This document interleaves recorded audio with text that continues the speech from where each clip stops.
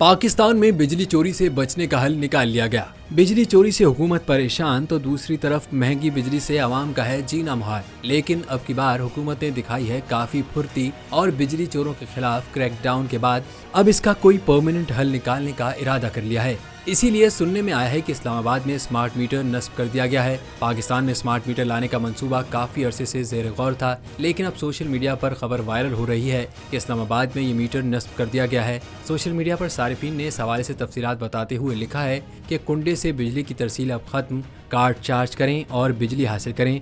जैसे ही बैलेंस खत्म होगा बिजली खत्म हो जाएगी। इसके अलावा स्मार्ट बिजली के मीटर्स का फ़ायदा ये है कि सारिफीन बिजली के खर्च को कंट्रोल कर सकेंगे। उन्हें बिजली के खर्च की तमाम तफसीलात मुहैया होंगी। इस मालूमात की बदौलत बिजली के इस्तेमाल में किफ़ायत शारी की जा सकेगी।